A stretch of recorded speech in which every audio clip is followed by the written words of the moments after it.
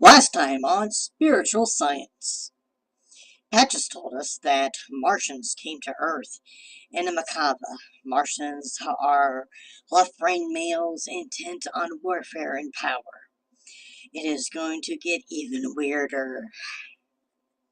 Now, because the Martians were severed from the Unity consciousness, they couldn't create a living Merkaba. They simply used it as a tool. They created a synthetic Merkaba to travel in time and find a new home. A small group of Martians tried to get away from Mars before it was destroyed, and that place they found was Earth. So the Martians could travel in time and space. About 65,000 years in our past.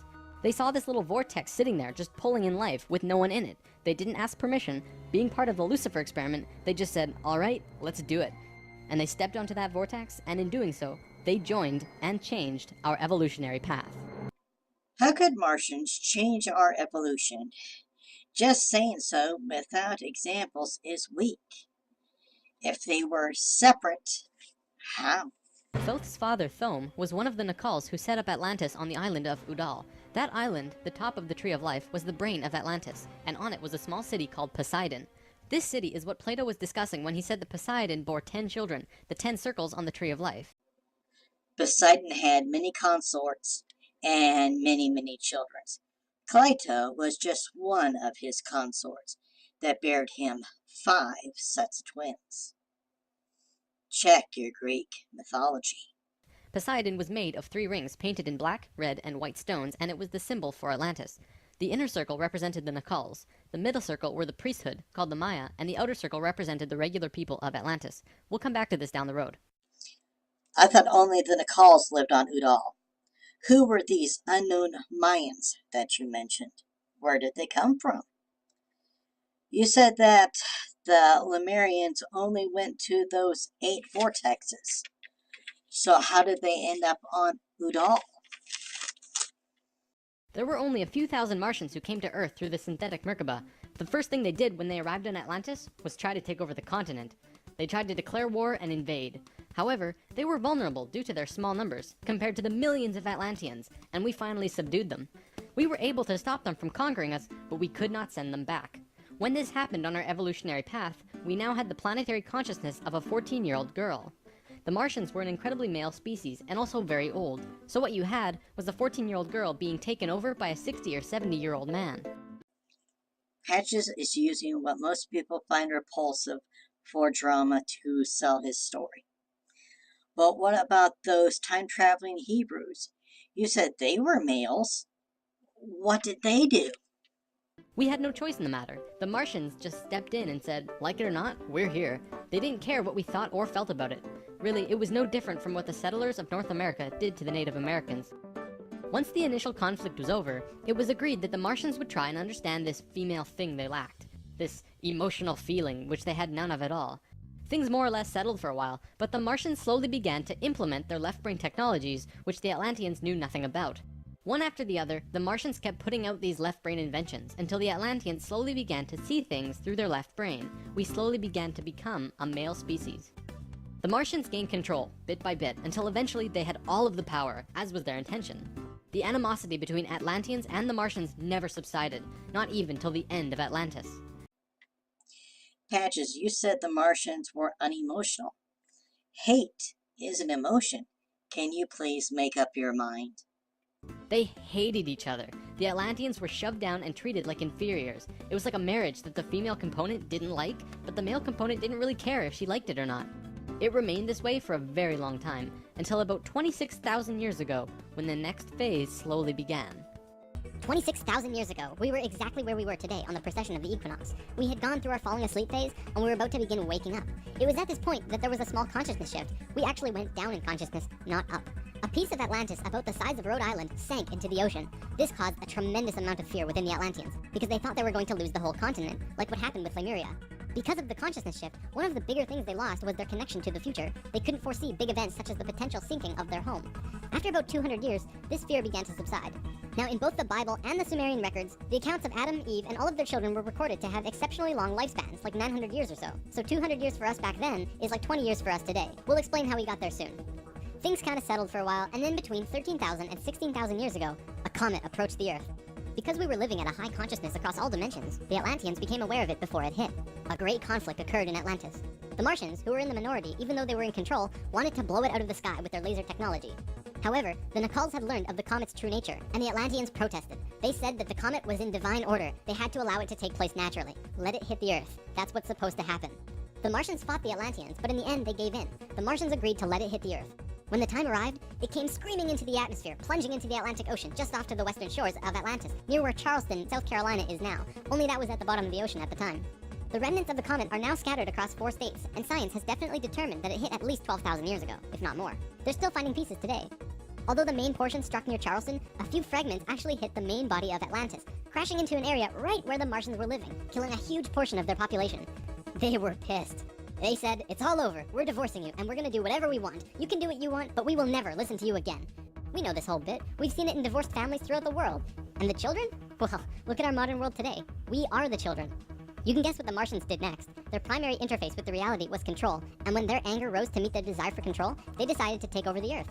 They began to once again create a complex like the one they built on Mars long ago to try and create another synthetic Merkaba. If they had succeeded, they would have gained control over everything on the planet. The only thing was, around 50,000 Earth years had passed since they had built a Merkaba, and they didn't quite remember how to do it. But they thought they did. The Martians built the buildings in Atlantis. They set up the whole experiment, threw the switch, and lost control. The destruction was immense. In this reality, you can hardly make a greater error than to create an out-of-control Merkaba. The experiment began to rip open the dimensional levels, not the higher ones, but the lower ones. To give an analogy, if you took a knife and slit open your stomach, the stomach acids would seep into other parts of the body that it's not supposed to be in. That's like ripping open the dimensions. The Martians almost destroyed the Earth. The environmental disaster we are experiencing today is nothing in comparison, though today's disasters are a direct result of these events. Because of this tear in the dimensional levels, a huge number of lower dimensional spirits and beings were thrown out of their comfort zone and into these higher levels. They were forced into a world that they did not know or understand. To survive, they needed bodies, and began automatically entering into the bodies of people. For every human body, there were hundreds of lower dimensional spirits inhabiting them. These beings were Earthlings, like us, but very different, not coming from this dimension. It was a catastrophe. Probably the biggest the Earth has ever seen. The reason the Nacals were special wasn't just because of their incredibly high consciousness, making them like guides of Atlantis. They also had achieved what today we call immortality. Let's just say they figured out a way to keep their body healthy and young for as long as they chose, and could choose to pass on whenever they desired it. When reincarnating, they do not suffer the great memory loss that we do when we incarnate. They did it through their expanded consciousness and tantric interdimensional sex meditations. This is how Thoth was a priest king of Atlantis for thousands of years and stayed on Earth until 15 years ago when he gave all of his memories and understanding about sacred geometry to a man named Drunvalo Melchizedek. Thoth gave his info to a guy, and this guy wrote a couple books. And Patches was created to tell this story. Interdimensional sex meditations. Hey. Every movie needs its sex scene. The Merkaba is formed out of 3 star tetrahedrons overlaid on top of each other. 2 of them are counter-rotating and the third is stationary. When the Merkaba is formed with the unity consciousness, it is formed internally with love. When it is formed externally through the Lucifer experiment, it does not have that love and can become unstable very quickly. The Merkaba is powered by love, but without love it is unstable. Patches pushing the love and light concept again. The Martians' attempt at controlling the world took place on one of the small islands in the west of Atlantis. This place today is known as the Bermuda Triangle. It's a triangle because the top of the stationary tetrahedron of the Merkaba is actually sticking out of the water there, which causes a huge electromagnetic imbalance in that area. Many planes and boats have reported to have gone missing there. They just vanished without a trace. The imbalance is multidimensional, and in many cases these ships and planes have been sucked into different dimensions, never to be seen again.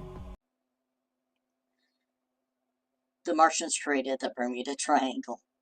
Their failed Merkaba is the cause of everything, and since a Merkaba travels in time and space, those ships and planes could be anywhere. That Merkaba is still there on the seafloor today, but from what I know, it's going to be corrected soon. The Nacals did their best to save Atlantis. They sent most of the lower dimensional beings back, at least as many as they could, and sealed up the dimensional tear. I thought that the Nacals were ascended masters and capable of doing the impossible. So why couldn't they send them all back? To say that they can do the impossible means there is nothing that they can't do. Despite this, the situation got really bad, really fast. All of the economic systems collapsed. Financial, social, and all concepts of how life ought to be completely broke down. How do you know the economic and social systems broke down? Another generalization by Patches. To patch his story's holes. Everyone on Atlantis began getting sick with weird diseases, and the entire continent went into a state of survival. Life was no longer about living. It became about surviving until tomorrow. It was a literal hell on Earth. Hell is a Christian concept. Satan is also a Christian concept, but at a higher level. It would not affect Satan like it would normal people. The Nicals had no idea what to do. Hey, Patches, what happened to the Nical's third eye?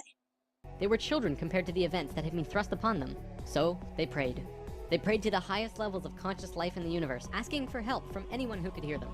The problem was reviewed on many high levels of life, who I am drawing as the Justice League because the 11th and 12th dimensions are completely incomprehensible to us in our current state. The 11th and 12th dimensions are not comprehensible, but the 4th through 10th dimensions are. And how do you know that's where we got our assistance from? What they told us was this: we were going to fall. We were going to hit rock bottom, level 1, the lowest place we possibly could be in the universe and still survive. Also, we were changing polarity. We were no longer a female species, so we were starting from square one as a male species.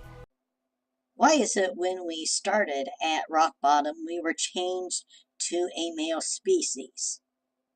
What about the Martians and the space Hebrews? Finally, and this was the shocker, we would only have 13,000 years to return to Christ consciousness. Christ consciousness. What standard is that? Again, borrowing from other religions and myth and trying to force a story together. How shameful. Normally, it takes hundreds of thousands of years for a species to get to Christ consciousness. We had to do it in a fraction of the time. If we didn't, we would not survive. This has never happened before in the universe, ever.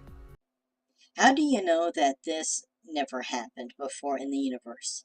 The universe is an amazingly large space, and it is impossible to prove a negative. Thoth, who was the priest king of Atlantis at the time, learned that they would have to perform this experiment on themselves. They received instructions from the highest levels of life and they went on their way. Thoth proceeded with a being named Ra and Aragat, who were previous kings of Atlantis, and began the experiment. So this experiment will be performed by Thoth, Ra, and Aragat. Ra and Aragat were previous kings of Atlantis, but Thoth was there when Atlantis was created. When did these other two rule Atlantis? Another plot hole.